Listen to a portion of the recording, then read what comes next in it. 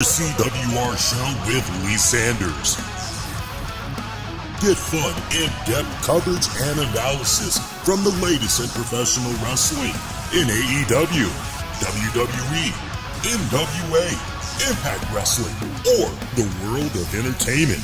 From hit TV shows to your favorite sports like the NBA or NFL. All things music, movies, and beyond, while trying to make sense of this crazy world we live in.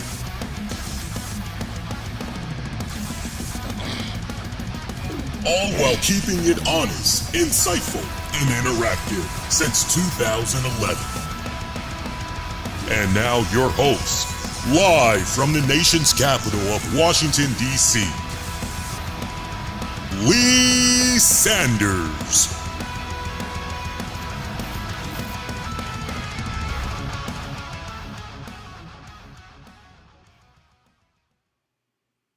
Hey, covering the latest in wrestling, entertainment, and beyond since 2011. You're checking out episode number 1072 of the RCWR show for this Wednesday night of January 17th, 2024.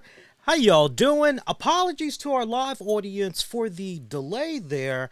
I was ready to come on promptly, but I literally had got a text message right before I was able to go into the studio. She had let me know that she had just pulled up, and I did make dinner earlier, so I had just decided to come on, hang out downstairs, talk with her for just a couple of minutes and everything while I was reheating dinner for her and everything, and making sure that our furry little daughters are situated for the evening. So apologies to our live listeners, but we're here now. That's the most important thing. Hope you guys been all right since last time I was with you all. I know that for most areas on the East Coast here in the United States, we dealt with, depending on where you reside, a decent amount of snow. Some areas got an inch, some got up to 3 inches. Other areas got 6 inches plus. I know for out here in the DC metropolitan area, we got, it really varied. Some areas definitely got 5 inches, but the whole point is now we were dealing with the refreeze. That's where you really don't want to be on the roads, and you really want for Mother Nature and those snowplow trucks to go out there, do its thing. Neighbors doing their respective part in their neighborhoods respectfully and treating the sidewalks and all of that. And I can't speak for where you guys are, but I know for out here, we're going to be getting guaranteed for certain another round of snow.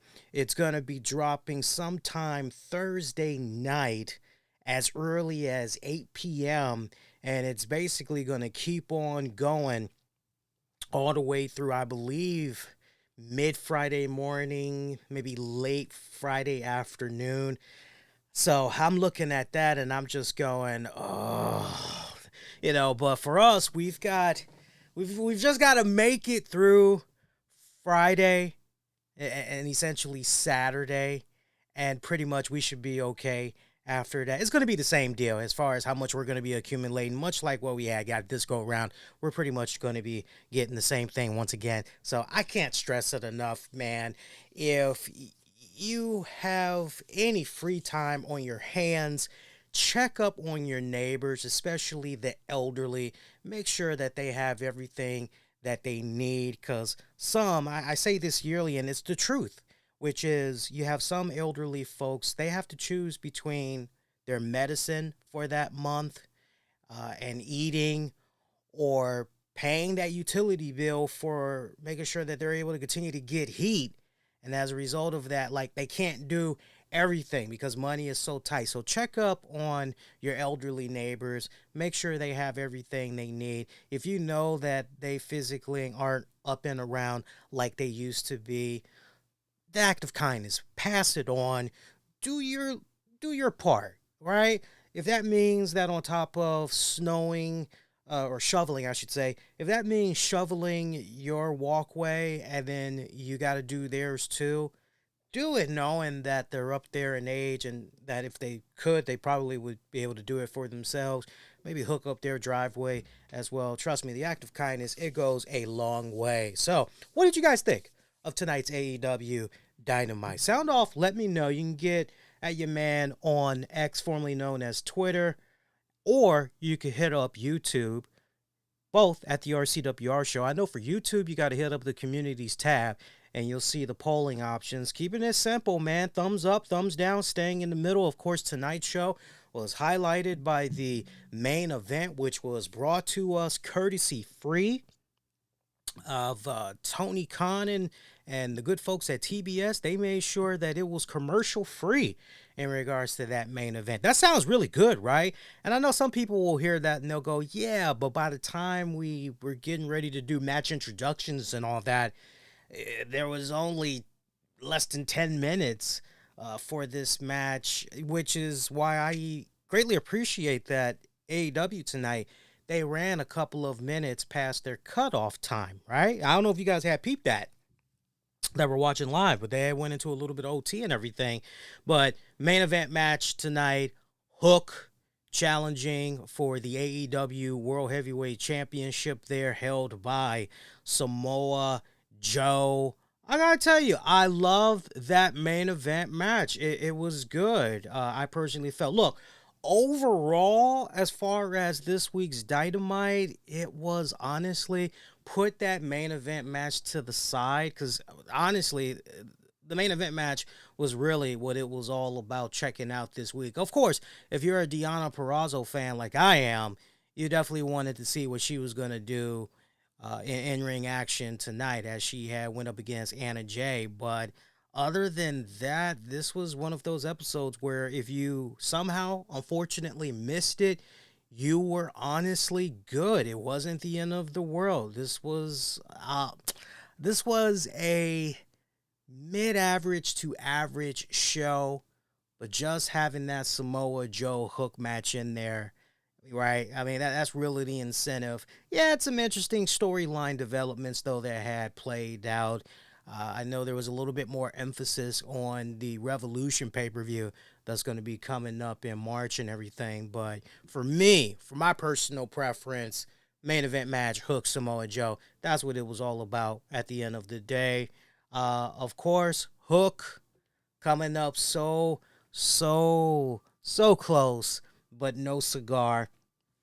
This was a fun match on all cylinders. I love the fact that so many times we're looking at this match play out, and you've got those trademark signature moves by Samoa Joe where you're going, oh yeah, well, this one is definitely over. He ain't coming back from this.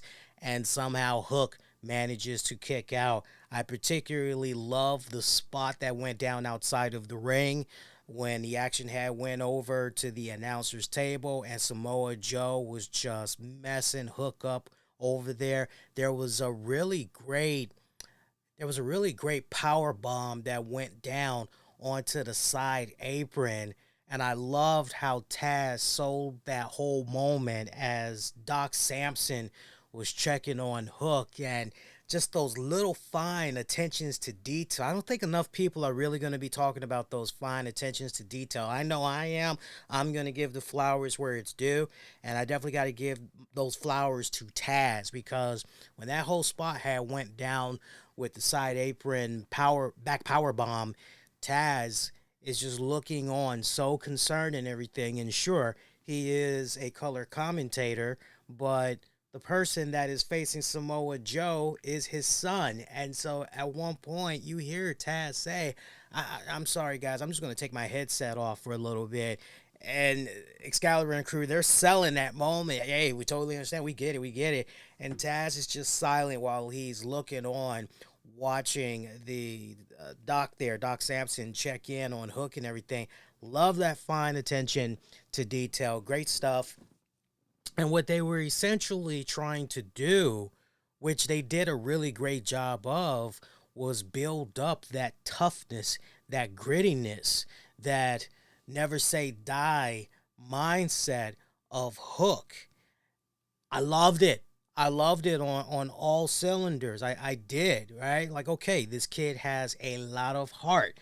This kid doesn't know, obviously, when to stay down. Okay, he's full of pride. Okay, and he just kept bringing the fight to Samoa Joe. And, just when you thought all that stuff was over and Joe goes in there, he's thinking he's going to be able to get in a victory pinfall because he did the muscle buster. Freaking Hook kicking out immediately at one.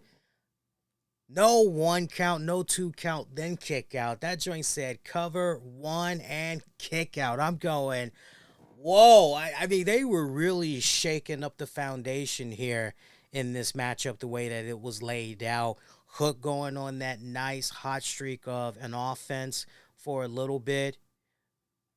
Eventually, it was able to transition into the red rum. You're going, okay, shoot, this is definitely it. But can you really get those small? I mean, yeah, Hook works out and everything, but compared to Samoa Joe, this is a small guy in Hook that's trying to wrap his arms around Samoa Joe, that big head, that big thick neck, trying to put on that red rum and then take him down to the ground in the process, right? And Joe, appreciate Joe putting up that fight, right? Making it seem not so, because Joe could have easily just walked into there. No, we're not doing it that way. No, we need to do it like this. Joe could have easily, because he's the veteran. He's an in-ring veteran. He's been through it all, right? He's seen it all. He's done it all. He could have easily, no, we're not going to, but Joe selling that red rum. And then to transition into the coquina clutch. And at this point, you're going, man, how is Hook going to kick out of this? Can he get out of this at all? Once again, Taz with a nice, fine attention to detail, my pretty babies, as Taz says into the microphone, he's talking to us at home. Look at Hook's fingertips there. If he can just, he's almost there. If he can just get those fingertips into his neck area, he's got a chance at breaking that hold there. And Hook passing out to the coquina clutch, was not able to respond to the referee pretty much had to call for the stoppage. Samoa Joe retaining the AEW world title that way. But then even afterwards, right, the match, it's already done. It signed, sealed, delivered, that's it. We have Hook struggle to come to his feet after Samoa Joe has made his exit. And Hook is saying out loud to Samoa Joe, hey, is that all you got? I'm still here. Pissed off Joe going right in there, messing him up again, delivering another muscle buster, laying him out, rolls out the ring. You got officials, medical staff checking up on Hook. Hook coming to his feet once again. Hey, is that all you got? Samoa Joe going right back in there, adding even more insult to injury. I was loving this. Hook again, kind of coming to his feet. Samoa Joe was ready to just be done with this dude once and for all. And then Hangman Page coming out there for the save. Joe didn't want any of the Hangman, so he pretty much was making his exit. But as he was making his exit, he looked off to the side to see that in attendance, front row seats, Prince Nana and Swerve Strickland were there, witnessing everything. Right, so we are continuing to see this triple power move, if you will, for trying to become AEW World Champion, or if you're the champion in Samoa Joe, trying to do everything you can to retain that championship. But we got ourselves a nice three-way power play that's going on for this world title, which I love. And that's definitely going to be coming ahead at AEW Revolution, which is going to be going down on March 2nd. I think that when you look at this match between Samoa Joe and Hook, you'll find people on one side, such as myself, and I put this out there on social media. You know me. Once you put something out there, you just need to own it, good, bad, or indifferent, especially if you make a mistake, right? And it's okay to admit when you've made a mistake. But I made the comment. I said, Hook did, I'm reading the direct quote from X that I posted, Hook did damn good tonight. Proud of the kid. Give him 2 more years. If he stays with AEW, he'll be world champ by then. Damn good performance tonight and great job in truly establishing he has a bright singles main event career ahead of him. And I sincerely mean that. I mean, this was one of his best, if not the best. I'll say one of the best, because if I really stopped and think about it, just right now, in this time space that we're in, this moment that I'm in front of this microphone, just off the top of my head, I have seen better singles matches, but man, to be able to hold your own in the ring against the veteran in Samoa Joe, that is just volumes and volumes in a respected league of its own. I thought the kid passed the test tonight. I thought he did extremely well. And I got to be honest, because I know there's going to be some people that's going to say, okay, well, this match compared to what Jinder Mahal had did against Seth Rollins for the World Heavyweight Championship, which match was better executed? And I have to say, this one was better executed. I respect the hell out of the fact that they did not have AEW, that is, have any shenanigans going on at ringside. There was no interference. You can't say, oh, well, he probably would have been champion if it hadn't been for this person, or hey, man, if it wasn't for this, or this shenanigan here, or this shenanigan over there, right? Whereas in WWE, if we watched that match, and many of us did, there was just so many shenanigans that had went down. And then despite all of that, when it was all said and done, Jinder Mahal was just be cleanly in the middle of the ring. And it's like, okay, how does that really help Jinder? How does that help him moving forward? I mean, Seth Rollins, I mean, he's good. I mean, obviously, we weren't expecting for Rollins to become a world champion, but how does this exactly help Jinder Mahal moving forward? And, it just came up so flat the way things had went down. Whereas you look at how things played out with Hook and Samoa Joe, this was Samoa Joe's first title defense since winning the bad boy at AEW World's End, and, doing it in damn good style, mind you.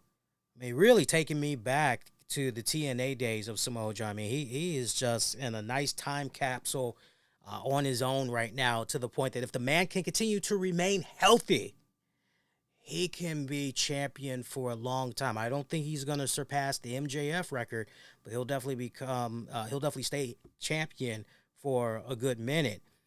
But you're looking at Hook and just everything that Hook has been doing since he was first introduced to us in AEW, and how everything has just continued to evolve for the better for the young man. You're looking at what happened tonight, and honestly, you just go, the sky's the limit with this young man. So you'll have half the people that will look at this match and they'll give it the praise that I'm giving it right now. But then you're going to have those that's really going to look at this match and they may scrutinize the hell out of this. They may say, Hook doesn't really have that commanding presence. Yeah, he knows how to do a couple of moves and everything. But, I mean, look, we all know that Hook is one that is not a emotional character. And what I mean by that is he's not the type of character that wears his emotions on his sleeve. He's not that type of character that is going to work the crowd, try to get them engaged, get them fired up and all of that. He's just going to honestly go in there, rely on the in-ring stuff. But I gotta say, what's been happening with Hook these past several weeks, where they've been doing these really nice street shot videos. I know the latest one, they had him eating a slice of pizza, and he was talking about 24 hours, Joe, 24 hours. And I love how brilliantly Hook and crew were able to mention in there, they're able to reference Jinder Mahal's "Who the is Hook," right? I love how they made sure to have Hook somehow get that in there while putting over that upcoming match with Joe tonight. But I loved it. I loved it. You know, my only gripe, I wish the match would have been much longer, because when it's all said and done, you get past the proper introductions and everything. You're lucky if this match had even hit 10 minutes. If even that. You're lucky if it even had scratched that. So, but a nice, good, strong way. You know, if I had any criticism, I just wish that Hook would have had that moment all to himself, and the show would have gone off the air. And if you were going to still have all of that stuff go down with Hangman, Swerve, and everything, then I think what should have happened was, by the time you go to the next episode of AEW Rampage, hey folks, we've got some exclusive footage for you guys, some stuff that had aired as soon as Dynamite was over. As soon as Dynamite went off the air, our cameras had continued to roll, and watch what had happened after Samoa Joe gave Hook the brutal beatdown that he did. You know, watch this. And they could have played with that a little bit more and everything. But I think the last burning image that really should have been playing out for tonight's Dynamite, as you get ready to fade the black, you know, it really should have been the color commentators putting over Hook, Taz definitely putting over his son, and you pan it back to Samoa Joe and say, look, you know, we are in the era of Samoa Joe, and his reign continues to be supreme right now. You know, who could possibly stop this dangerous, deadly man, you know, now that he is strung it all back together again? You know, we'll have to see. Yeah, somehow they could have just phrased it like that, and that would have just sufficed, honestly. But like I said, follow up on Rampage, show all that stuff that happened afterwards. I think that really would have been badass and everything, because it's just so much. You know, when you really take a step back and you think about it from that viewing standpoint, it's just, for some, I can definitely see this. Wow, that's kind of an overload. They oversaturated that a bit, right? Too many layers, right? There is such thing as, yo, we put too many layers into that bad boy. Seriously, we could have done one layer less, right? You feel where I'm coming from? But otherwise, solid main event match. We'll definitely give it its respected props. Elsewhere, you know, not really so good. I'll definitely give a nod to Private Party, as Private Party had went up against Top Flight. Private Party picking up the win. You know, hey, great. You know, because Private Party had came back a couple of weeks ago. They are still continuing that tour on reestablishing themselves as one of the best tag teams that's there and everything. I didn't really mind this tag match for what it was worth. Didn't mind that. Elsewhere, Deonna Purrazzo taking on Anna Jay. Another good showing there for Deonna. My biggest gripe, it was a short match. You're lucky if this match was even 5 minutes long. You know, and look, it seemed like really what was in the forefront for this match wasn't the match, but more so the shenanigans of Toni Storm and her antics and everything that was going on between her and Ian Riccaboni, as she's giving this man cookies, just shoving them down his throat, and she keeps calling him Tony Schiavone. And by the way, very refreshing that there was no Tony Schiavone on tonight's broadcast. Nothing personal against Tony Schiavone, but it's just one of those cases where you just go, look, oh, there's only but so much. That's fine. That's right. That's right. Oh, wow. Look at that.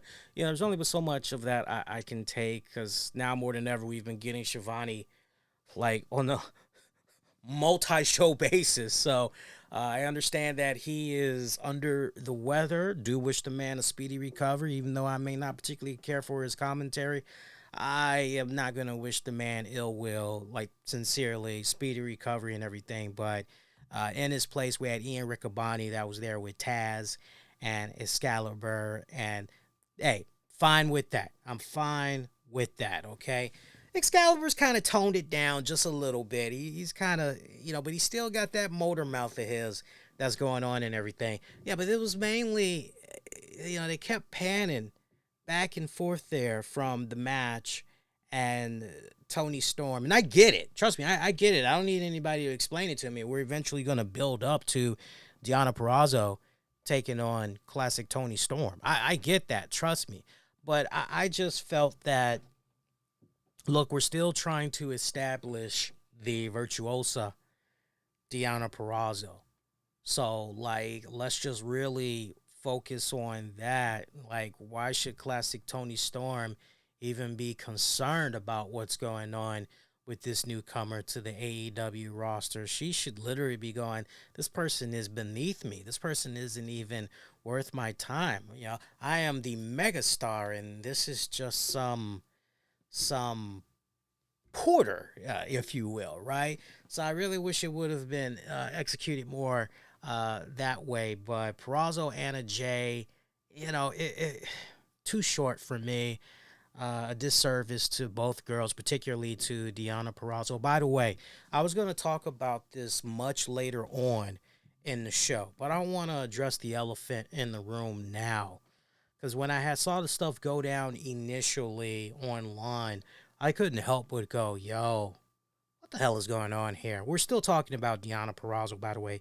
I don't know if you guys were aware, but after Deonna Purrazzo had made her AEW debut and all that, she did if you hear some clanging that's going on, I've got some hot cocoa. It's just one of those days, man. It's so damn cold.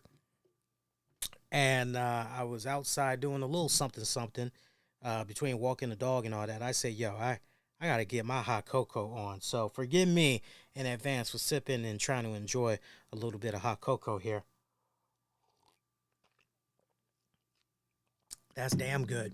But anyway, I don't know if you guys had saw this on social media, but after Deonna Purrazzo made her debut, and then she had the in-ring debut there with Red Velvet, you had a decent amount of people that were taken to social media, and they were body shaming the damn girl. And I'm just going, wait a minute, what the hell? And if I were to just read to you some of the comments that was going on, like, you wouldn't believe it. You would not believe it. And I know, like, one of the screenshots that was circulating on social media, it was something on Instagram where you had 3 guys, and it turns out all of these guys are dads. And they all were just body shaming the hell out of Deonna. I'm looking at this post and these posts from these guys, and I'm just going, man, first thing is, wow, these guys are parents. Like, I can only imagine what they are freaking saying to their kids, boy or girl. Like, I can only imagine what they're saying to their kids. Hey, don't you think you had one too many sandwiches already, Porky? Like, I'm just picturing these guys. I'm like literally going, I hope the kids are okay, man. Seriously. But the comments were just freaking foul, like a mofo. And Deonna had to freaking, hang on again. Oh, okay. I thought that was something else. But no, I'm seeing all these comments. And Deonna, she had eventually responded to it. And, she pretty much was like, haters gonna hate, it is what it is. But, like, hey, I like how I look. I like how I feel. I ain't got to prove nothing to nobody. I got a wonderful career. I'm getting my education on. I'm getting ready to go do this in regards to my degrees. I got a wonderful husband. Like, I ain't tripping over all this. And I'm just glad that she was able, to take that high road.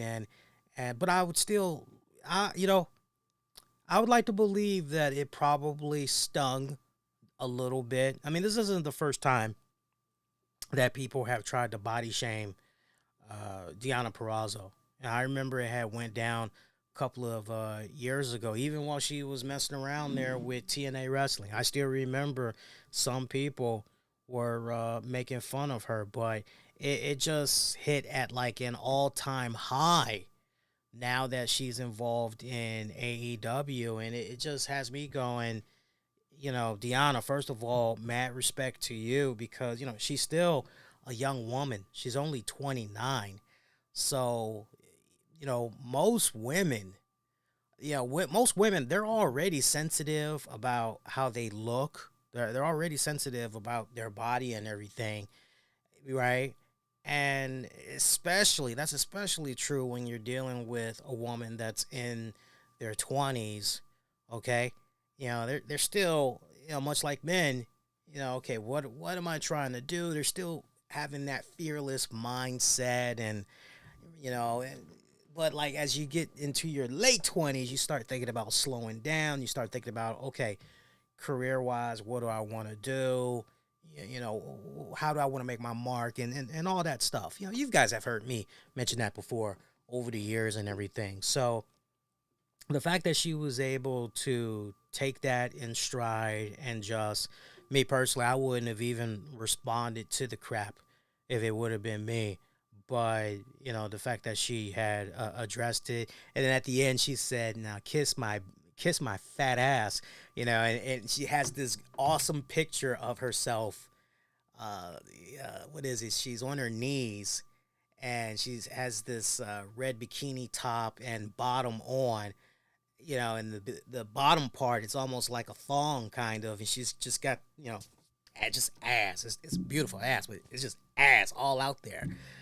I'm just looking at this and it just makes you look and question some of these people that call themselves wrestling fans, particularly some of these people that call themselves AEW fans, and you just go, okay, so do we have a particular definition here? Is there a particular mandate on how a woman that's going to be wrestling for the AEW promotion is supposed to look? Like what the hell is going on here exactly, right? It's so weird because we see the women not just in, and one comment that had got to me was something along the lines of, oh, WWE would never hire such a fat slob in their company. I saw some comment like that along those lines in regards to talking about Deonna, and I'm going, Nia Jax, and while we're still talking about, thick, big girls, Nikita Lyons, I mean, she's a little bit more toned up now, but she was a much bigger girl when she had first arrived and everything, believe it or not. But I'm just thinking about some of the women that we've seen over the years in the WWE, and I'm going, wait a minute here, but it just sickened me to my stomach to know that there are these kind of so-called fans that's out there, big bad keyboard warriors, as I like to call them, that are, taking these shots like they are and everything. And look, Lee loves all the lovely ladies. I don't care if you're black, you're white, you're Hispanic, you're Chinese, you're skinny, you're average build, you're big boned, you're 2 times big boned. Like, hey man, Lee got nothing but love for the ladies. Y'all just keep doing you, and bump the haters at the end of the day. That's what I always say. If it ain't about positivity, just keep it moving along. It ain't worth it. It ain't worth the time, especially when you just dealing with knuckleheads. And at the end of the day, we know damn well that all these fools that's talking all this hot trash at women like Deonna Purrazzo and others, we know damn well that if they had the chance to freaking holler at them, no strings attached, and they can have some fun, and hey, what we do here stays here. I'm telling you, I want to make it clear, what we do here stays here. So baby, have no fear. Meet me right after the show. I'm trying to do Brian McKnight's song there. I'm pulling the lyrics there, but they would jump all over that. They would jump all over that. But the way this is looking right now, Deonna Purrazzo, Toni Storm, safe to say they're going to be locking it up at Revolution on March 2nd. So speaking of Revolution, we had got a development from the Young Bucks. And this segment had got a few people talking on social media. It definitely turned a few heads here, as Matt and Nick Jackson, they were chatting it up in the back with Renee Paquette. And they let Renee know that going forward, they would prefer to be called Nicholas and Matthew Jackson, as they want to be taken more seriously around AEW. They are executives and all. And so Renee starts to bring up, the temper tantrums, since last we had saw the Young Bucks, their temper tantrums that was going on, and some of the rumors. Matt cuts her off and says to her, you don't believe in those, do you? None of those are true, but let's just say some of what you're hearing is true. What would you ask of them to do in order to preserve and protect one's life's work? And then they put it right back on Renee, hey, you and Moxley, y'all just had a baby, right? What would you do to protect that kid? He's like, I know what I would do. And it's brought up some very interesting highlighted points here. I was typing this down as some of this stuff was being said. What would you be willing to lose? Friends, legacy, reputation? If it meant that there would be a healthy, sustainable company, would you still do it? And Matt's going, look, considering everything that had went down, 1,000% yes. If I had to do it all over again, would do it again in a heartbeat. Then spun it right back to Renee. Hey, you got paid this week, didn't you? Yeah, thought so. You're welcome. Matt also talks about how, she obviously wasn't there in AEW at the beginning, but one of their original slogans, and we all remember this very well, was change the world. And as far as he was concerned, for a while there, they were doing it, but somewhere along that journey, they got off that path, as this was as soon as I heard this, I'm going, man, so we're going there with CM Punk, huh? We're actually going there. Okay, whatever. First CM Punk burn. Toxicity creeped in.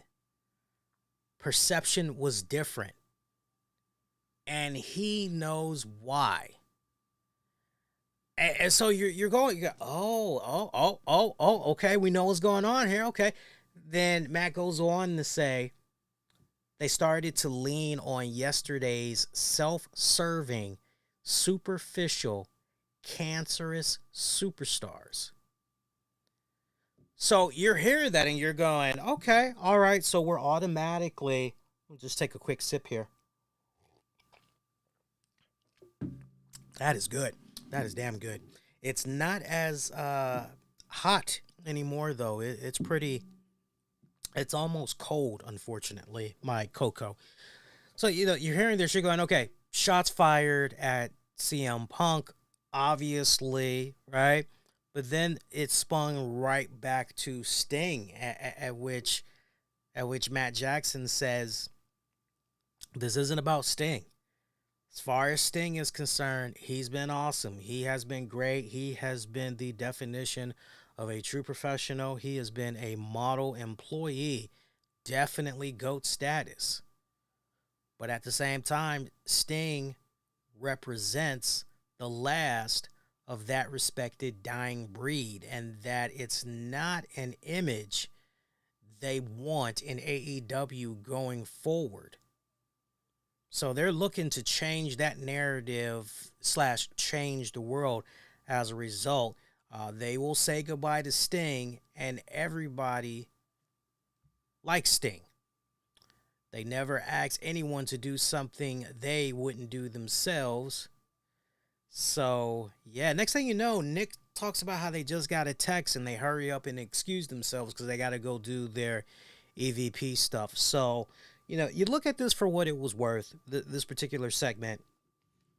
And I got to show some love to one of my buddies in the podcasting world, John Draper.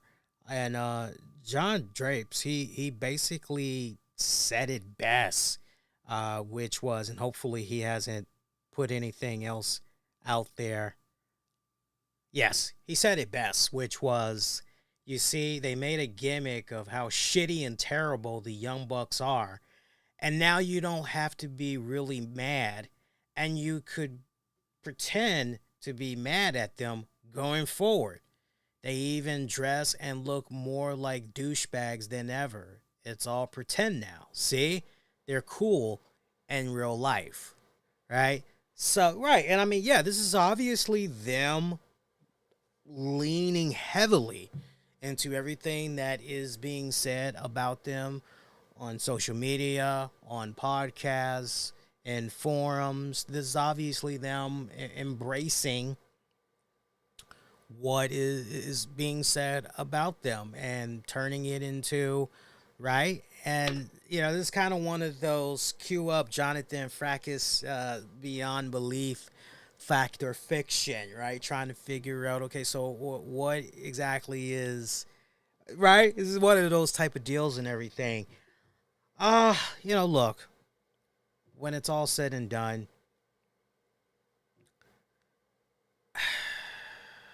I don't care. As far as the Young Bucks and how they're trying to spin themselves this go around, I don't give a damn. The only thing I care about at this point is just being entertained as a wrestling fan. That's the only thing I give a damn about. And particularly, I am most curious to see how things are going to play out with Sting at Revolution in this final match, at which now we know Sting could have wrestled anybody for his final match at Revolution. He had the final say in who his opponent or opponents were going to be, what type of match he wanted, and he said he wanted the Young Bucks. That's the reports that's going around the block and everything. I believe that. I don't believe it was any other way different. I truly don't believe that Tony Khan tried to force the Young Bucks on Sting. It's so interesting because the Young Bucks allegedly were supposed to be out for a bit longer. So the fact that Sting said, no, I want to work with these guys. I want to have my last match with them. So whether some of us like it or not, and I know from when it was first revealed, because I remember I was participating in a little forum chat when the news had first broke out. I think this was while I was doing some Rampage coverage and on the site, and people were talking about that. Folks were going, man, it sucks that he couldn't give that nod to FTR, because we know for a fact that tag match with FTR, that would have been freaking fire. But, okay, hey, he's going with the Young Bucks. Gotta respect that. Hey, hopefully it's going to be a really good match. That's really all Eddie and everybody had said at that point, which is, hopefully it'll be, a really good match. That's all I care about at this point. All this stuff about, it's just so weird when you really stop and think about it. And it just comes off so jaded. And it comes off so, what's the other word that I'm looking for? I'm thinking of Mariah Carey's Even Though I Try, I Can't Let Go. And every time I see you in my dreams. Right? You know, like, we got CM Punk over in WWE. La la la la la. Hey, I'm here to make money, not friends. All right, let's do the damn thing. Let's go. I mean, he is just pretty much, and even if he could speak on it, it's just, man, I just want to be done with that. I just want to get that stench off. It is what it is.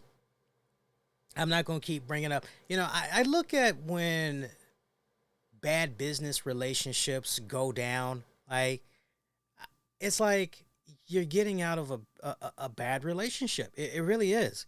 Okay, I used to date somebody. They freaking sucked. So I ended the relationship. I've moved on and I'm quite content. I'm happy with this new relationship that I'm in right now. There is no reason for me to bring up my previous ex. And so, we got, say what you will, but you got to admit, we got one person that pretty much, they're moving on. They've taken the high road. And then meanwhile, we've got the Young Bucks that are continuing to lean heavy. It's almost as if, oh man, like they don't know what to do. Like creatively, like they really don't know. So they decide that they want to become the adult film directors, the Mitchell brothers with their whacked mustaches and caps and all that other stuff, and come off snobbish and all that crap, right? Yeah, and we'll make fun of the guy that used to work for us. Yeah, that's how we'll stick it right back. That's how we'll stick it to him, and that's how we'll. And then we've got Jungle Boy, who popped up in New Japan, tearing up an AEW contract while he was destroying the hell out of Yomingo.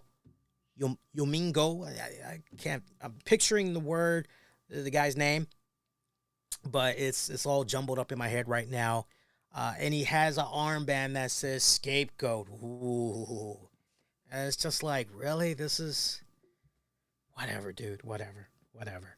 See how we're doing it? I mean, we're talking Dynamite, but we're also kind of, just going a little bit off the side with some chatter there and everything. But yeah, that segment was just elsewhere we had got a really cool, and it's really hard to believe this, but can you guys believe that this day, January 17th, 2024, can you guys believe that this is the 1-year anniversary since the tragic passing of Jay Briscoe? I had to like stop and actually double check that, because I'm going, wait a minute, has it really?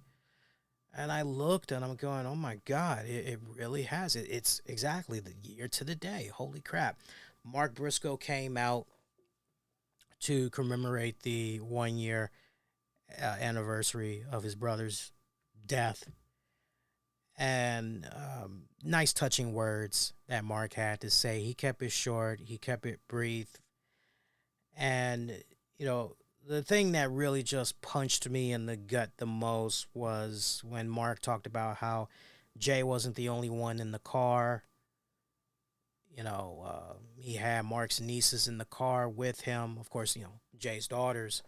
And that basically the oldest daughter, as if, tragedy wasn't enough as far as Jay Briscoe dying, the oldest daughter gets messed up so bad in that car wreck that the doctors say, hey, she is never going to be able to walk again.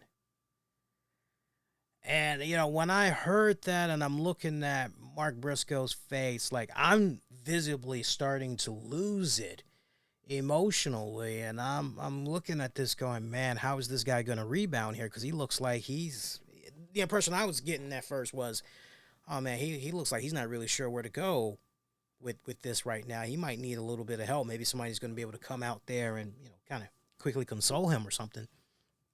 And then as soon as he says, but, and I'm going, I'm like, because I don't think we all that were watching at home and then the live crowd in attendance, I don't think we all could have handled another, oh man, and luckily the daughter made a full recovery, and at which, the girls came out.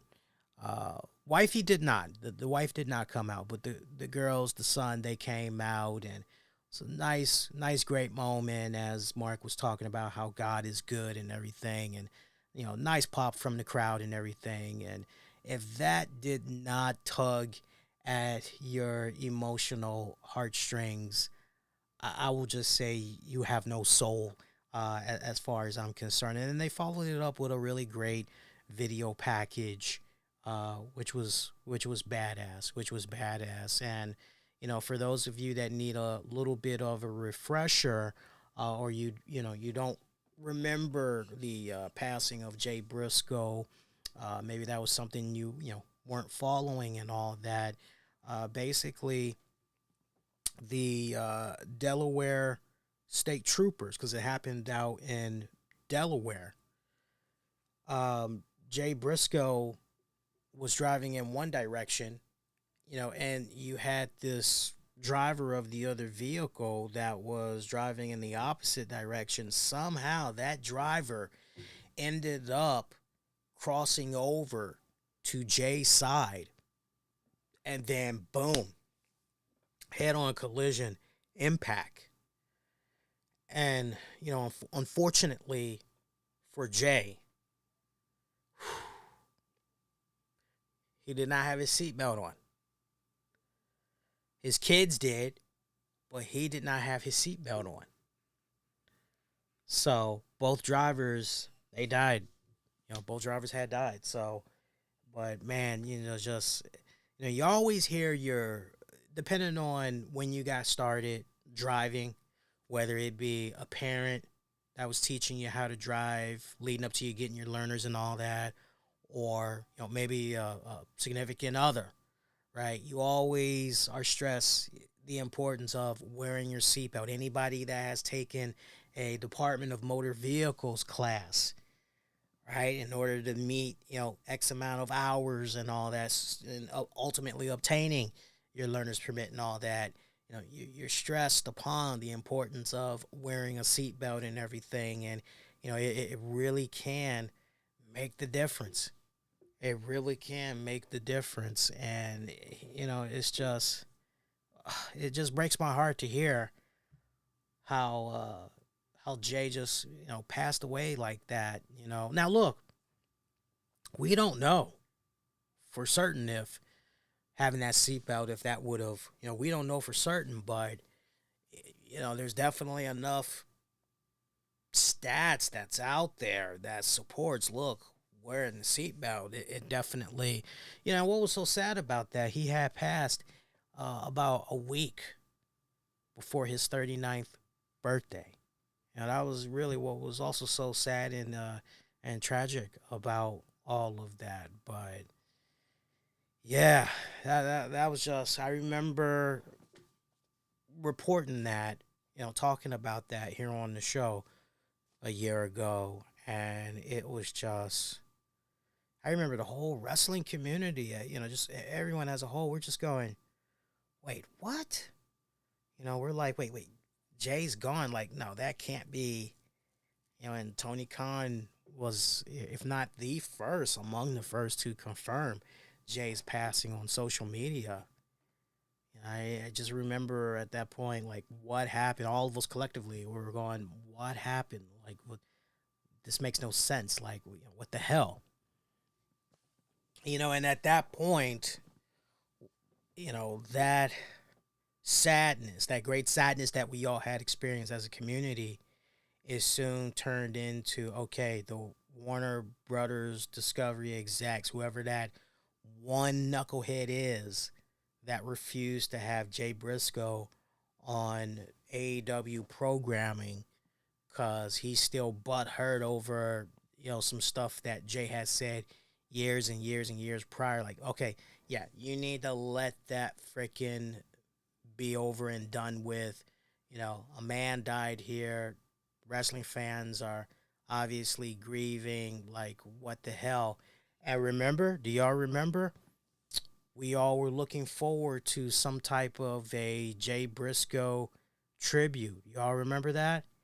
And what happened? Something was filmed for ROH. as you guys recall. Something was filmed for ROH, and we all were like, wait a minute here, what the hell? You know, and then we let that outrage be known publicly. We're like, nah, this is not how you do this. This just looks so messed up. Like what the hell?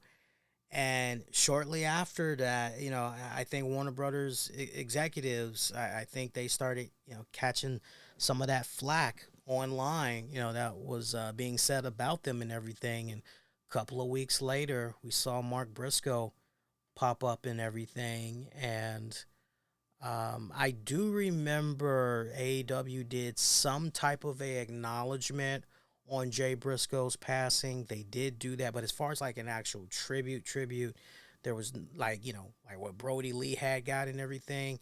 Far as I can remember, there was, I would have to look at the YouTube content and see. Hang on here, because I could easily tell you just by looking up the YouTube content here and seeing what's up. It's funny. I type in the show initials and all that. Hang on. I type up the show initials and all that, and I don't even get my content. Hang on here. Let me try this again. And maybe it'll pop up. There we go. I think I got it this time. Yeah, I was able to find it this time. Yeah, I'm looking at I'm remembering it right. As I'm getting older, I'm finding that, you know, certain things I can't quite remember as good as I used to, but in this particular moment, I'm spot on. I'm remembering how everything had went accurately, because for those of you that maybe want to go back and re-jog you all's memory, pull up the Dynamite episode from January 25th, 2023. Jay Briscoe properly honored by AEW after mass outrage. That's a post show that I did. It's on YouTube. I'm looking at it right now. Just type in AEW Dynamite live January 25th, 2023 review. Jay Briscoe properly honored by AEW after mass outrage.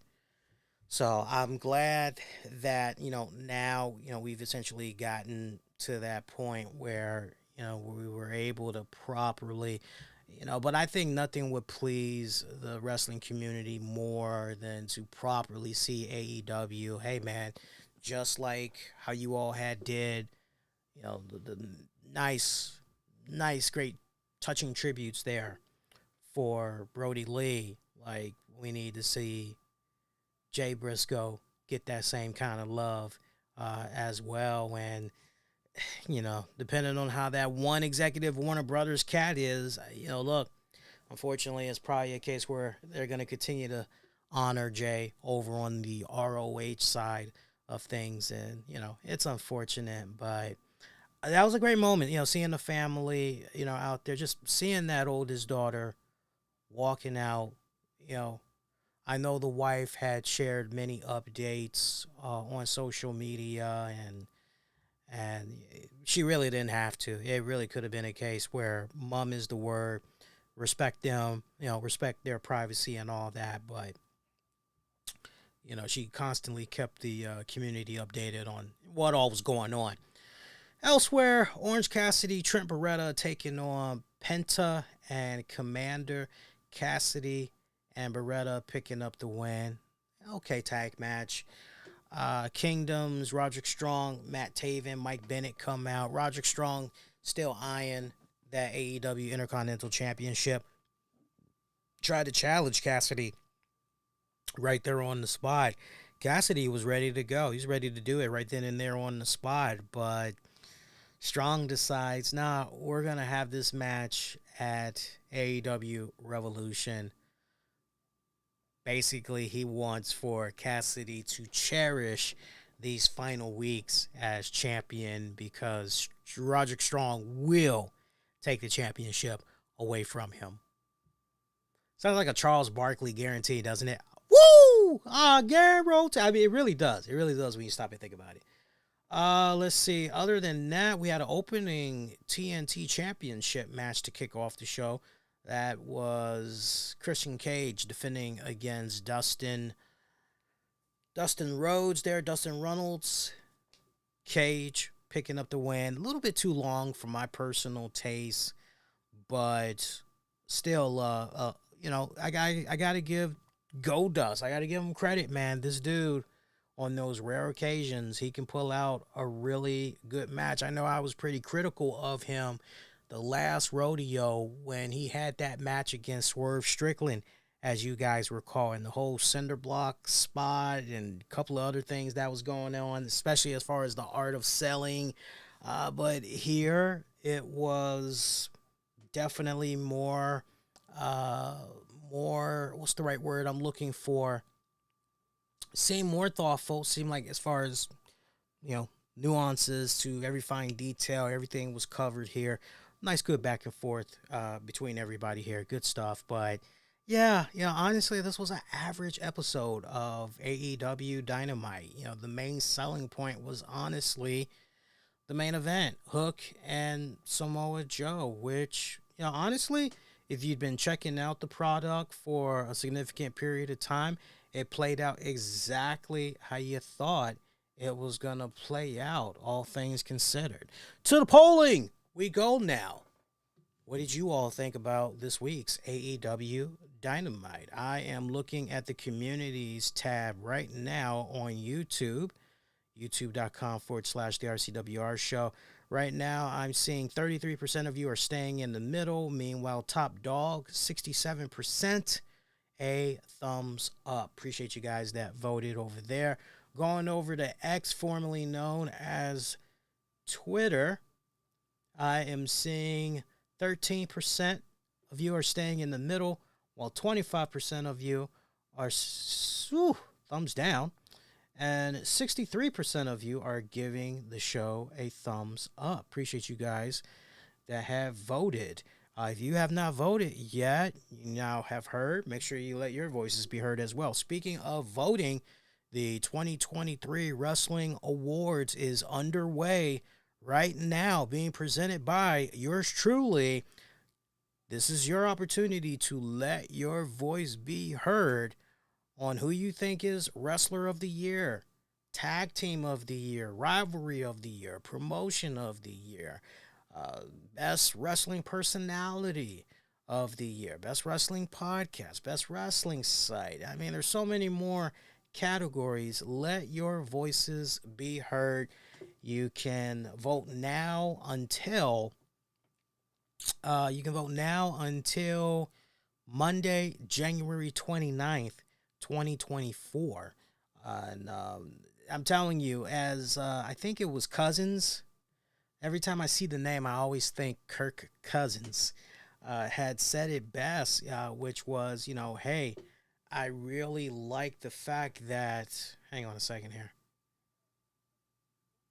I'm trying to see if I can find the comment, but it looks like the way, hang on, maybe if I do it this way. Nope, I can't do it that way, which is unfortunate, but I'm pretty sure it was Cousins. He said, hey, I really like that you really opened this up, and, basically, hey, like that you didn't give options. Like, fans have to actually go in here. They've got to think, and they've actually got to put in their own responses here. It's like it really opens it up big time, and it does, because it's truly anything goes right here. And you get a cool chance to enter a raffle drawing for, I heard the weirdest noise just now. I don't know where that came from, but sorry about that. Anyway, you get to enter a raffle drawing for a chance to win a copy of WWE 2K24 when the game drops. Speaking of WWE 2K24, I see that they put out a little bit of a graphic teaser as they are going to reveal who is going to grace the front cover for this game. And that's going to be going down on Monday, January 22nd.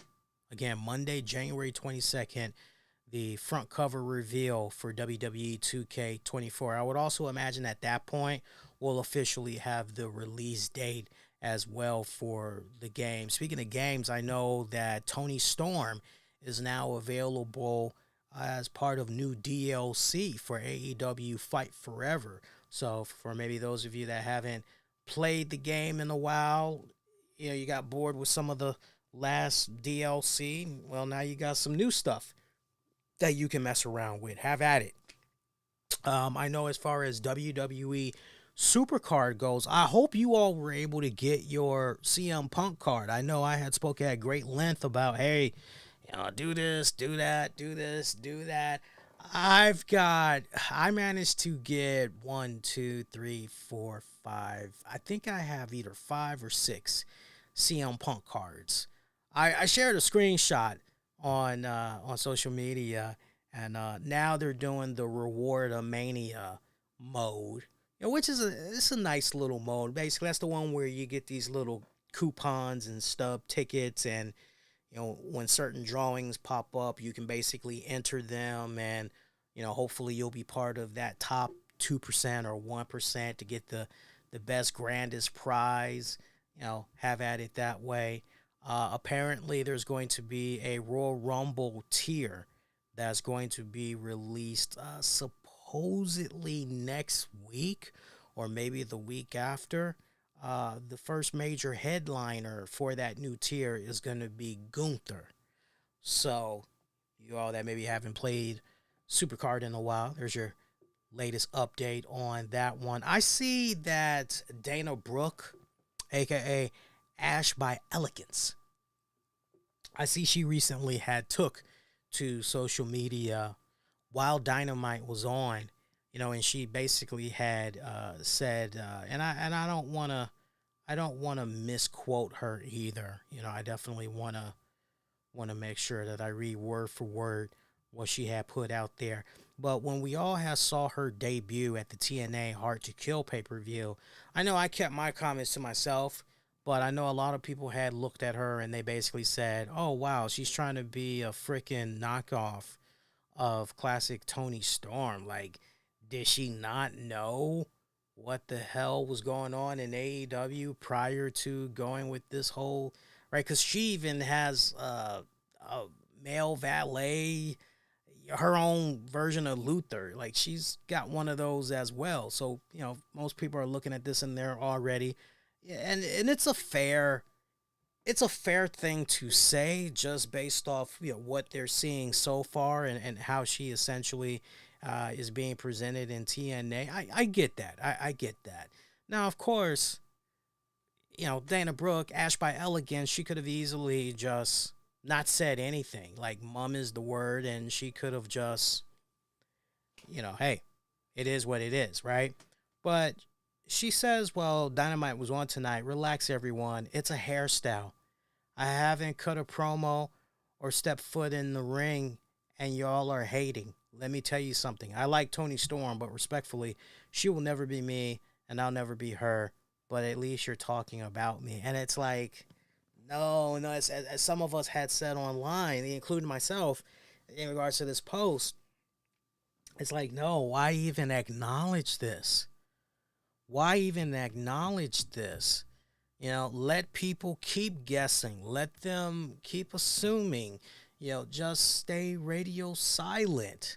The ink has barely dried on your contract if you did, in fact, sign one with TNA. I think TNA put out an official statement. I didn't. Yeah, I'm pretty sure they did. But it's like, just, right? Just keep teasing fans in the meantime. And I said this on her posting. I said, but we've had your meatloaf for 10 years now. How's this meatloaf going to be different this go round? You going to put some Sweet Baby Ray's barbecue on it? Most folks ain't hating. They just going, yeah, we about seen it all with you, and we're full. I'd been silent and let anticipation build. And I even posted a GIF. I said, as a woman with her fingers crossed, saying, let's hope for the best. And, and I, sincerely, it's like, it's interesting because I was checking out my boy Mission them earlier because they were doing a show. And we all started talking about this and everything much earlier in the day. And I brought up a point which was, my God, when was can you even name one Dana Brooke promo? Just name one Dana Brooke promo where you go, man, she was really, really good right here. Man, did she, and nobody could frickin' come up with anything. One person said, well, she does that awesome thing with her back when she's posing. And I'm going, oh, you're talking about Raquel Rodriguez, right? And they go, oh, yeah, she hits that pose too. Yeah, she does those poses too. Yeah. Well, you got me there, Lee. And it's not hating. And I know in a recent interview, she said, oh, well, it kind of feels like WWE, didn't really have faith in me. They didn't really believe in me. And it's like, and she went on to talk about how she was trying to do this crazy spot in a women's match, I guess for a women's Money in the Bank or something like that, where, she's like, hey, look, I used to do gymnastics, and I'm telling you, I can do the spot, just put me up there. I do this twirl around thing, and then I can, fall on the girls. And they're like, that's too dangerous. And, well, look, now you're in TNA, so whatever you were trying to do that didn't get approved, now you can do it in TNA and prove the naysayers wrong. Prove the naysayers wrong, right? But, I know WWE for the longest time. Dana Brooke had opportunities after opportunities after opportunities. I can remember, look, I've been doing this show for 12 years.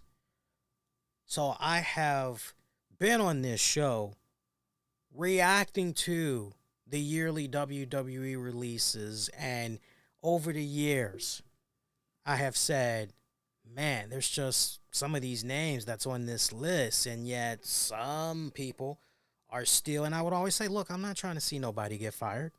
I don't wish no ill will, on somebody, but like keeping it 100. Like you look at some of the people that got released, and you're like, wait a minute, this person got released, but we're still keeping this person over here. And Dana Brooke had opportunities after opportunities, even as far as trying to do something on social media, try to switch it up and all of that other stuff. And I'm like this, if you're that fired up and you're like, man, they're not giving me a chance and I know I can, then it's kind of one of those deals where, okay, are you going to continue to remain content? Just continue to collect that paycheck right? Or are you going to get out of that comfort zone? Are you going to step out of the box and say, okay, you know what? Since these people don't believe in me, but I believe in myself, let me go out there and let me get my worth. I'm going to let these guys know I want out of my contract, and I'm just going to dip.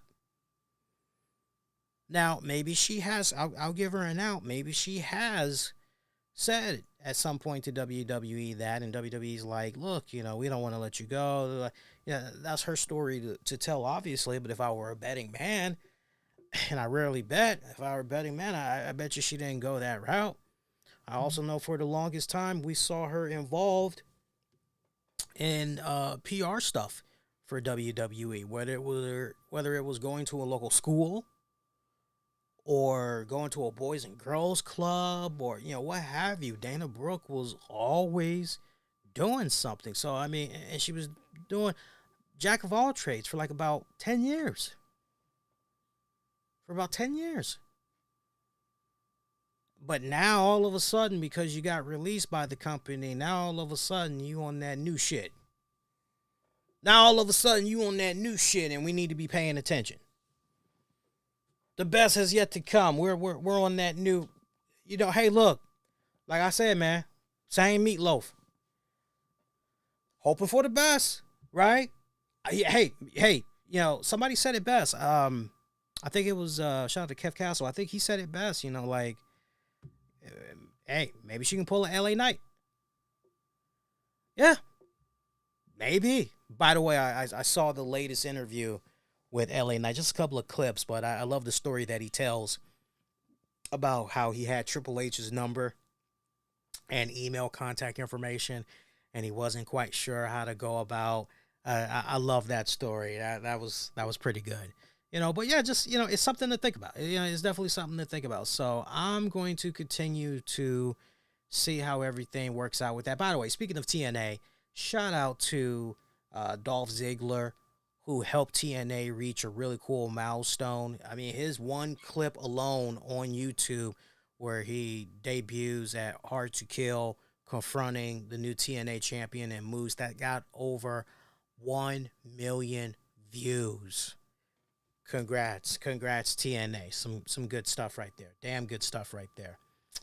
We were talking about Young Bucks and all that earlier. I want to talk about Samoa Joe for a second, because Samoa Joe had recently did an interview. I wish I could give credit where credit is due too, as far as where he did the interview. But he spoke about breaking up the CM Punk Jack Perry fight at AEW All In, and basically said it wasn't a big deal to him. Here's what he had to say, and I quote, "There was a little bit of an incident. We got it broken up." Remember that rapper that's been popping up? Who Kitty, who done it, whatever the hell his name is, woo ha he or whatever. Yeah, the big Hawaiian dude. I mean, I did not understand all the stuff that he was saying in that interview that he gave. And I mean, if you have to read the transcript, you're just going to be scratching your head and rubbing it, because it was just, but Samoa Joe goes on to say, "We got it broken up. We went out there and wrestled, man. That's the gist of it. Everybody wants it to be a lot more than what it is, but that's what it was.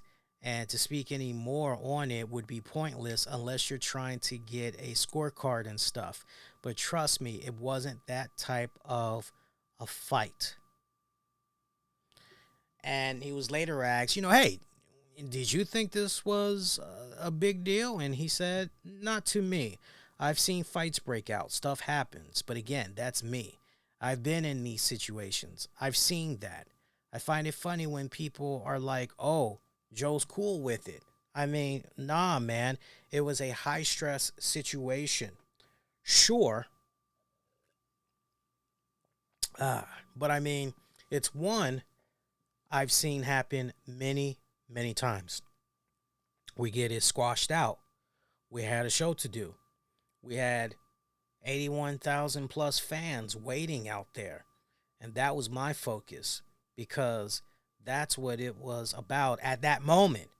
We're about to go out and have the best night of our lives. Hey, listen, we all understood that there was something to be done. There was a mission ahead of us, and everybody just got focused. And hey, if I was a part of that, cool. But my intention was to get out there and get this show on the road. Meanwhile, I feared for my life. Right? So, what more do you need to say in regards to what Samoa Joe, had illustrated here, right? My whole thing is, when it comes to anything involving backstage, right, as far as who I'm going to trust, am I going to trust the in-ring talent? Am I going to trust the talent that's been in various promotions for decades? They have seen literally every single thing possibly known to man and woman. Am I going to trust them, or am I going to trust the insecure owner of a company that cannot take any type of self-accountability if it was staring at him right in the face and his life depended on it? And he's going to look for some type of a scapegoat as a result and change the narrative to however it suits him to make him come out looking good. Yeah, I'm probably going to trust the talent. I'm probably going to lean more towards the talent and trust them 99 out of 100 times. Seriously. We're talking about Deonna Purrazzo earlier, by the way. She did do a interview I believe it was on Jericho's joint.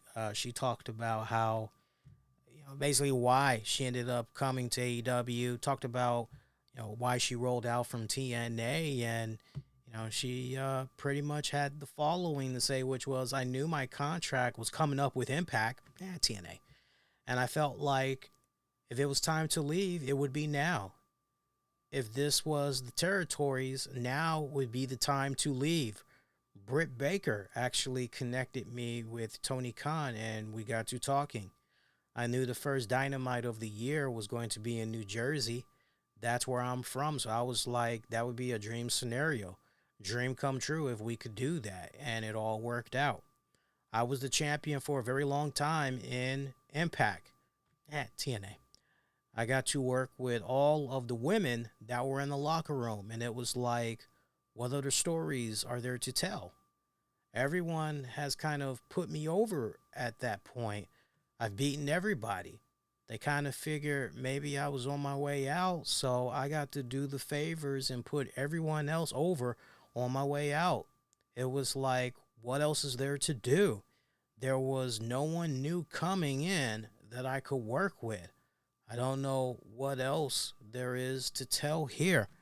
I get that. I totally, I respect that. I figured, I didn't want to say anything publicly, but we should kind of do that a little bit more when it comes to certain, and I wouldn't be surprised if, in regards to Camille, I wouldn't be surprised if Camille was in fact going to be testing the waters elsewhere. I know she's been telling people flat out, hey, I ain't tell you that, or hey, stay tuned. And I know Camille's kind of like at a little bit of a crossroads herself, allegedly, with the NWA and everything. Because honestly, you're looking at, it's almost a mirror image when you really stop and think about it. Camille had held that NWA women's title, the Burke title, as I've constantly referred to it as, and you're like, when you've done all of that, when you faced essentially the same people over and over again,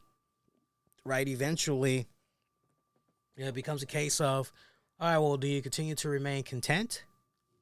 Right? It is what it is, or do you get out of that comfort zone and do you go on ahead and try to shake up the system a little bit and everything? So I'm very excited to see some of these fresh new matchups that's going to be in store for Deonna in AEW. Going to be a lot of good matches. I'm looking forward to them. I mean, off the break, Serena Deeb, and even if you were to say to me, oh, it did happen in TNA, like, I never saw it. So for me, just off the top, Serena Deeb, Deonna, that's going to be killer freaking good. Just going through the rest of the names on the roster. Give me Thunder Rosa and Deonna. Give me them two. That would be, ooh-wee. Give me them two. Give me Mercedes Martinez and Deonna Purrazzo. I just gave you guys 3 really good matches. Like, on paper, that should be the bomb. Seriously, that should be the bomb. AEW Collision for last week. The ratings came in. Looks like lowest viewership since November. Ratings also down. So, looks like they did about 400,000 viewers. From what I'm looking at, this has been, again, the lowest since the November 25th edition. So, a couple of months past that, just a couple, right? Apparently, the previous week was 402,000. So, meanwhile, the Battle of the Belt special, Battle of the Belts 9, it drew its lowest viewership since 2022. Shout out to the good folks over at WrestleNomics. They reported that this past Saturday's Battle of the Belts had the lowest viewership for the special since October 2022. This makes it the second lowest viewership in the show's history, as it brought in 317,000. Wife's checking in on me. Just about. Watch news. Watch news. hang on here. Sorry about that, guys. Hang on. Yeah, I'm getting ready to wrap it up, honey. But yeah, 317,000. That's bad. That is really, really bad. Now you hear this. I don't want to just be like, hey, this was bad. I also want to offer ways of improvement. Okay. And look, one of the first things that Tony Khan AEW needs to start doing, the best advice that I can give them is find out when you are slated to do another one of these battle for the belt specials. The sooner you're able to obtain that information, the better you can fit that into your overall programming. And then it brings me to the second point, which is, all right, now that you know, if you can get that information at least 2 months ahead of schedule or 3 months even, the more time in advance you can get that heads up, the better you can prepare. Which brings me to the second point, better advertising. Better freaking advertising. Majority of the times, we don't know about these Battle for the Belt specials until like the week of, or they just basically, in some instances, they drop it on us a week in advance. But like we really aren't paying attention until the week of. So, as soon as they know, like for instance, if they were to get a hold of the schedule right now and, we're going to be doing another Battle for the Belt special in March. Okay, well, as soon as you know about that, then you need to start strategizing. You need to start figuring out your story arcs and all of that, and right? But then there's a third part to that, and I had talked about this in my latest Battle of the Belts review for the Full One Mania site, which is this. When you have these shows operate in a way where, this champion retained, this champion retained, this champion retained, this champion retained, and the matches have basically been, average, and you get to a point where, wait, what's the point of this third hour? What's the point of, this second hour? We really don't need a Battle for the Belts special. What the hell? You got to stop with that. You got to start building up really good story arcs that can bleed into these Battle for the Belts specials. You definitely got to switch it up. You got to have that narrative be out there. If you're not watching the Battle for the Belt specials, you're really missing out, because any and everything can and will happen on those Battle for the Belt specials. If that means you need to start debuting certain people on those specials, I would say go for it. I would say freaking go for it. But you got to play around. You can't keep relying on the same, because it literally comes off, we're just trying to fill this quota. That's how it literally comes off with these Battle for the Belt specials.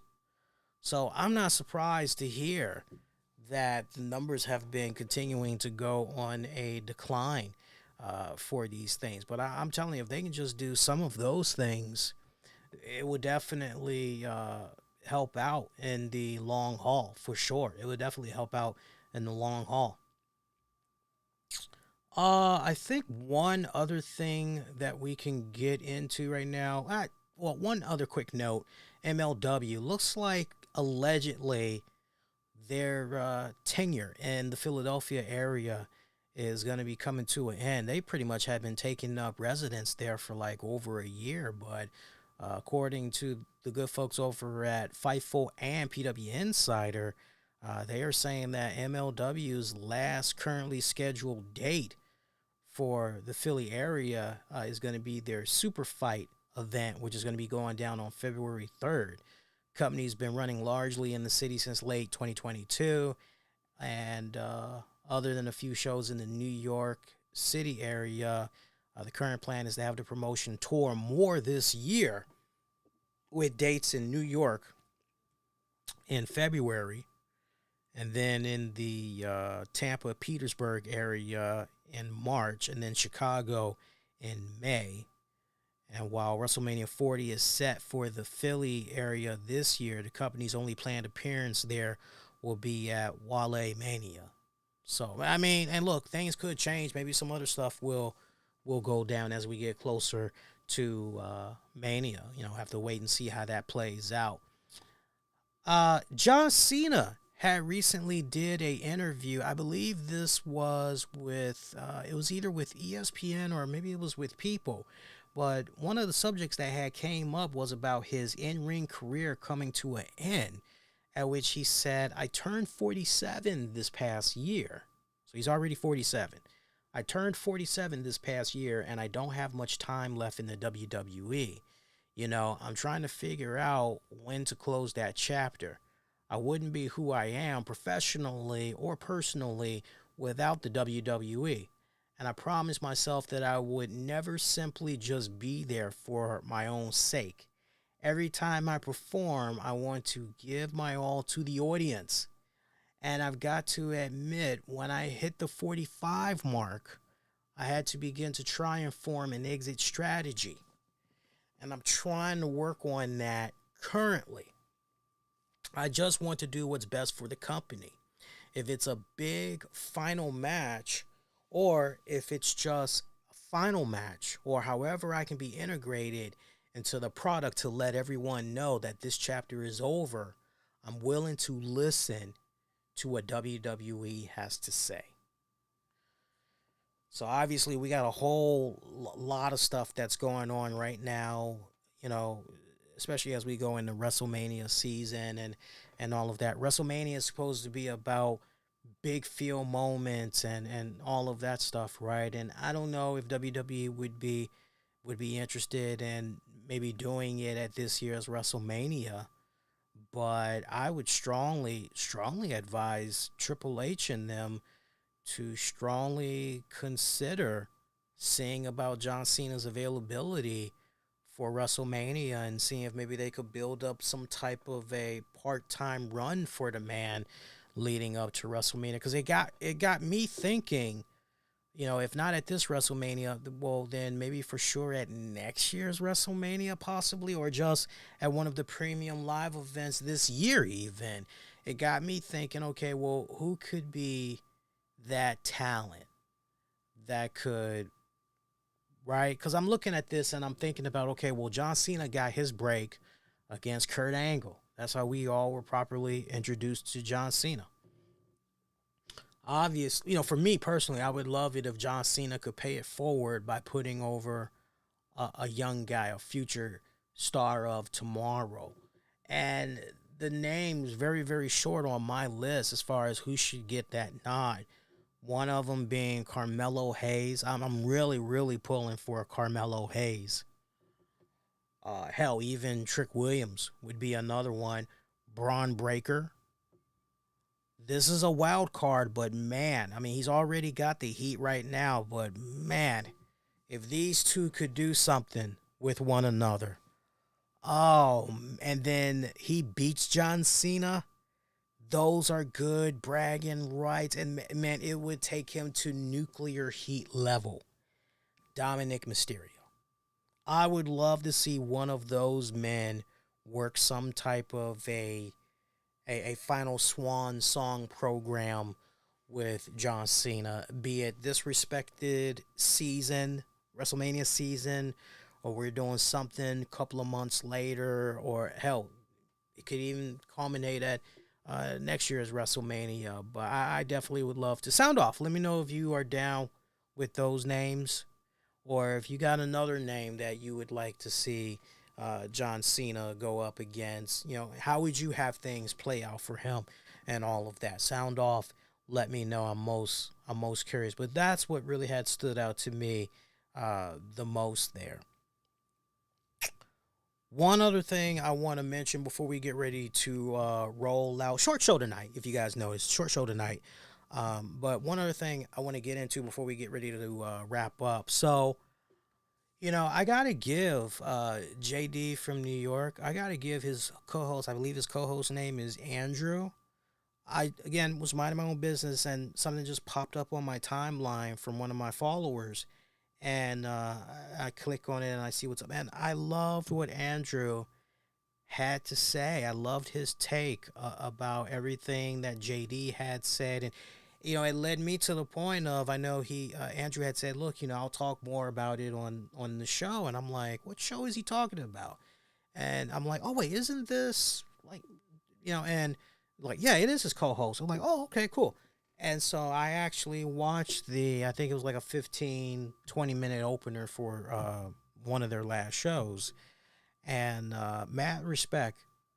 first of all, mad respect to JD for allowing Andrew that uninterrupted time to tell it how it is, give it to him right between the eyes, letting him know, look, I understand where you're coming from. I understand how you're feeling. I understand what you meant, but in the grander scheme of things, and I appreciate how Andrew, a good co-host, I cannot stress it enough. A good co-host is definitely somebody that is not always going to be agreeing with you on every single damn thing that you talk about, just to stay face, or because they don't want any type of conflict. A good co-host is gonna push back. A good co-host is gonna let you know when, hey man, you kind of messed up right here. And Andrew definitely had filled out all those respective boxes when he was offering his constructive feedback on how that whole Hogan stuff had went down with JD. And it just made me go, mad respect, because and I like the fact that how I was thinking is, I remember I was like listening to this clip initially. I had showed it to my wife, and she's just going, my God. And we started talking about, look, because one Twitter user, has said something along the lines of, oh, he's entertaining, and he didn't say he was a role model. And it's like, okay, well, nobody is saying that he's a role model, but what does need to be established here is this guy has a massive following, and as a result of that, whether he likes it or not, he is a social media influencer. So you definitely need to be doubling down and be very, you can be outspoken, you can be, but you got to make sure that as far as your words being misconstrued, they can't be. And, and one thing that I have found so alarming from JD and his, rebuttal, he manned up and he said, look, if I could take, one thing out, I definitely would have said, and I appreciate him, manning up to that and everything. But one thing that I have found a little bit alarming, from his, hey, look, this is how it is. What is it? Retort to Andrew was the fact that he brought up, it always seems like, me being a racist, it always seems like, this is brought up, constantly on a yearly basis. And I found that to be troublesome. He talks about how in real life, everybody's like, he's totally cool. He has all different types of friends and all of this. And it's like, I can't help but say, well, damn, if you're always having the same topic of discussion brought up about yourself every single year, maybe it's time you really make sure that you're holding yourself accountable even more and making sure that your words can't be misconstrued. Right? Sometimes it's not about adapting with the times. It's not about hiding your true feelings. It's not about, you got to walk on eggshells. None of that. It is just, okay, like, you definitely need to make sure that, ain't no denying it. You ain't going to be able to take this one way or maybe go into another. Look, without a shadow of doubt, this is what's up. And I liked hearing him say, hey, yeah, as far as the record, like, yeah, we all know Bruno, yeah, hell yeah, Bruno holds the record. Roman's not touching that, forget about it. And but there is this narrative apparently that is going on, and I guess it's picking up steam, but there is this narrative that WWE is trying to erase the Hulkster because of his racist, remarks and all this. And, as a wrestling fan hearing that, I just go, and make no mistake about it, as far as Hulk Hogan's contributions to the wrestling industry, speaking not just as a wrestling fan, but speaking as a black man, as far as his contributions to the wrestling industry, nobody can, nor will they ever be able to take that away from him. Never. No one will ever be able to take that away from him. All the contributions that he made to the wrestling industry, nobody will ever take that away from him. His contributions, and to the point that for some, if you want to look at a Mount Rushmore of wrestlers and what they meant for the respected industry, if you want to put the Hulkster on your Mount Rushmore, hey, you're more than welcome to do so.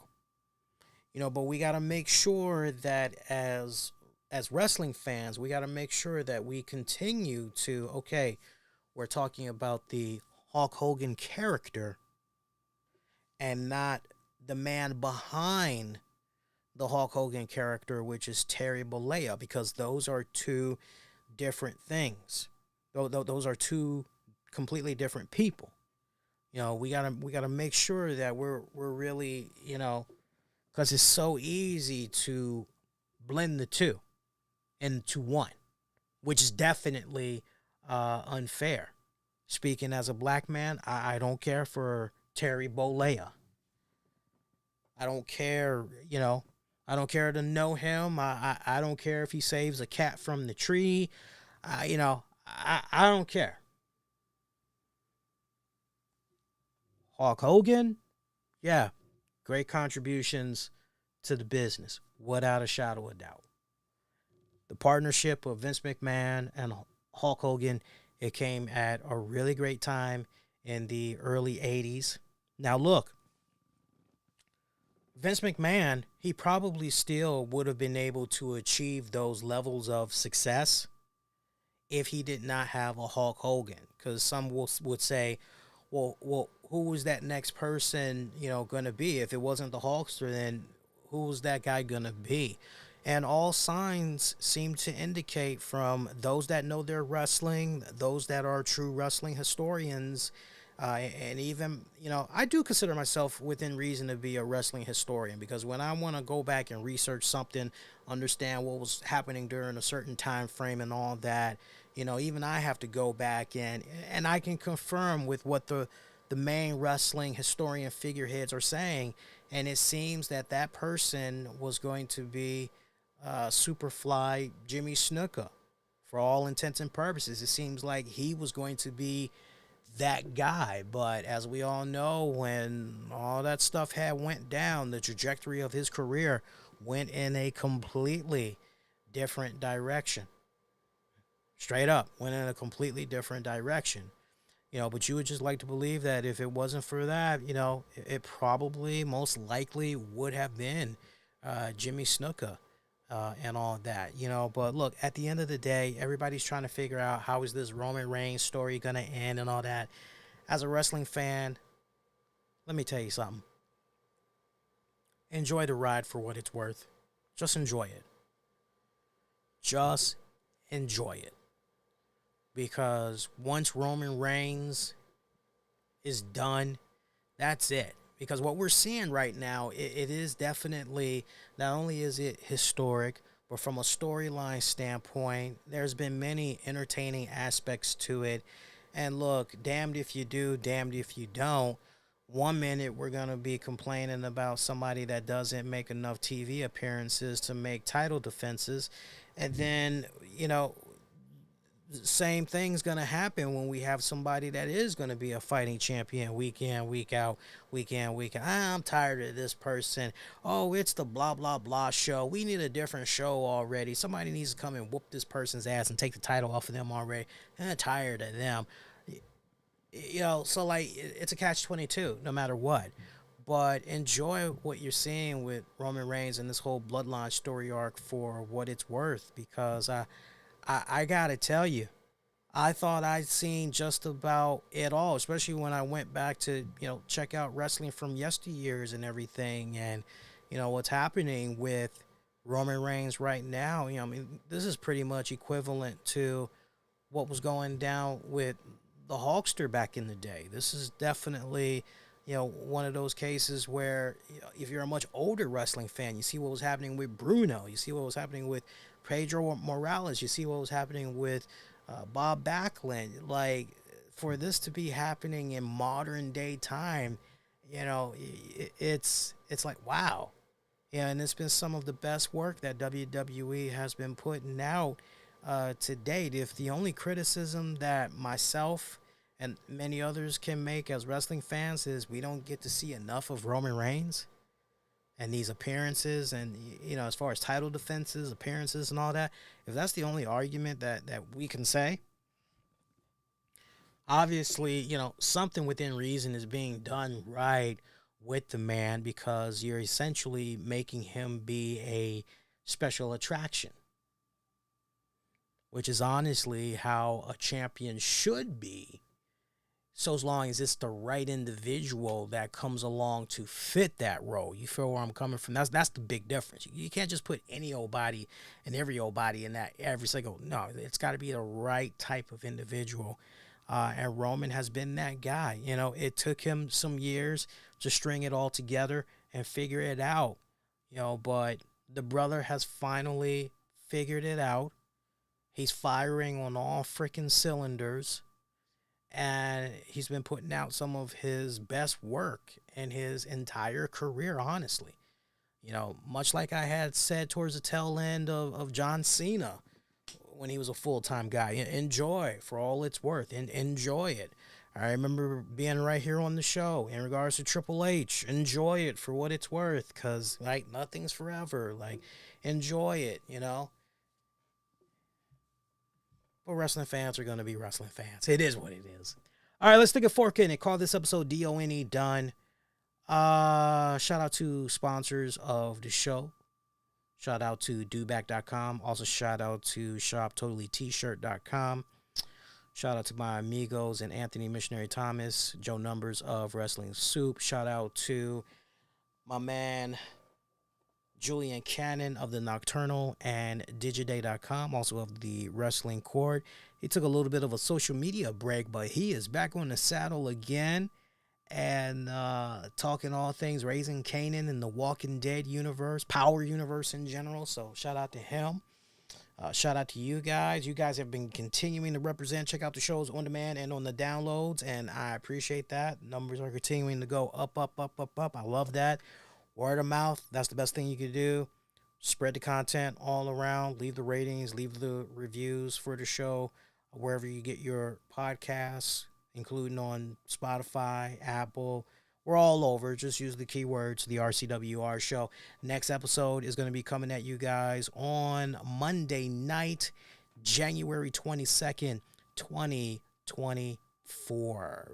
Be kind, rewind, check out previous episodes you might have missed on demand and on the downloads. Okay, for those of you that are in the DMV, stay warm. Or, maybe you're just on the East Coast and you're going to be getting more snow. If you don't have to drive, stay home. Let Mother Nature do its thing. Let the roads take care of itself, right? Just seriously, don't go out there, right? Be safe. Stay at home where it's nice and cozy. Enjoy that nice, warm, I don't know. Maybe you got a fireplace or you just got the heat cranked up. Just enjoy. Let this weather pass. Let the plow trucks and all that do their thing, and treat your sidewalks and all that, obviously. Make sure you're looking out for your pets and the elderly, all that good jazz, okay? Until Next go round, my pretty babies. I'm wishing all of you all to be safe and most importantly, be kind to one another. And I will see you all next go round. Adios, y'all. Take care.